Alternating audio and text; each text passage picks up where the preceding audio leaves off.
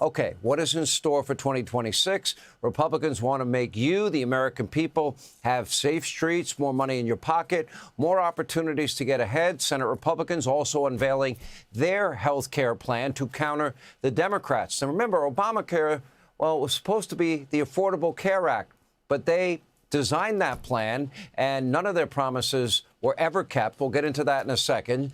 And it's so affordable, the Affordable Care Act, that you need permanent subsidies. They are trying to rewrite history and spend tens of billions of taxpayer dollars to mask the failure of Obamacare. All right, joining us now to explain, Senate Majority Leader John Thune is with us. I want to get into this Obamacare thing. The promise was keep your doctor, keep your plan. Average family saves over $2,500 a year. All right, the results are in. Millions lost doctors, millions lost their plan. Average American paying anywhere from 225% to over 300% more. And for about 40% of the country, you have one, or if you're lucky, two Obamacare exchange options. You are funneled into whatever they give you. Okay, you went on the Senate floor this week and you spelled out an alternative that would put money in people's pockets. They get to decide how to spend those dollars. That's right, Sean. And there are lots of flaws in Obamacare, but all the promises, none of them came to fruition. It was all a big lie. And I think the American people are onto it. And to your point, you know, they made these promises was going to drive health care costs down. If you look at in the exchanges from the inception of Obamacare to today, 221% increase in premiums.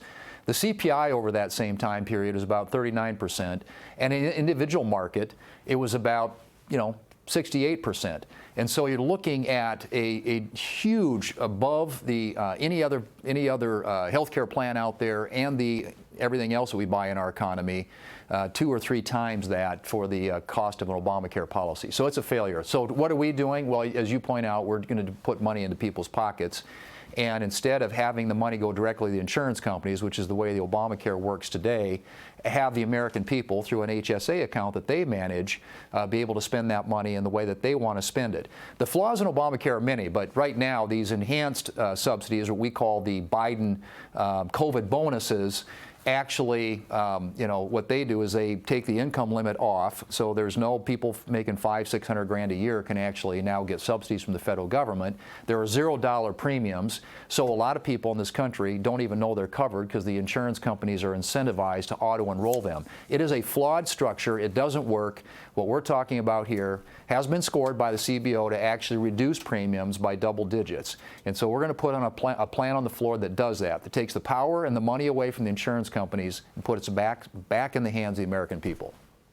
Okay, well, you are passing the largest tax cut in American history, including no tax on tips, overtime, Social Security for working men and women, the elderly in this country. Democrats simultaneously voted for the largest tax increase. They didn't vote with working men and women, and they didn't vote to give relief to retired people and the elderly that live on Social Security. And they're the ones lecturing us about affordability. Now, the president's pushing back that he and we, the country, inherited an economic mess, and that he's built out these building blocks that we're now seeing, the beginning of a real recovery here. How does that impact 26? I think in a big way. I mean, if you look at what the Democrats did, $6 trillion of spending actually leads to inflation, and we saw double-digit inflation, something we hadn't seen since the 1980s under Joe Biden. So President Trump comes in, we cut taxes, no tax on tips, no tax on overtime, as you said, lower taxes on seniors who are on Social Security, expanded child tax credit for businesses, bonus depreciation, interest deductibility, R&D expensing, 199A deduction for small businesses, incentivize business to invest in America, lower taxes on working families in this country, unleash American energy, as you pointed out earlier, and lower the cost of the heavy hand of regulation. And you're going to get an economy that's growing and expanding. And that's good for the American people because it creates better paying jobs. They're better able to take care of their families. And this idea that somehow Trump is responsible for inflation just doesn't fit the facts. It was the Biden administration that spent $6 trillion and drove us into double-digit inflation.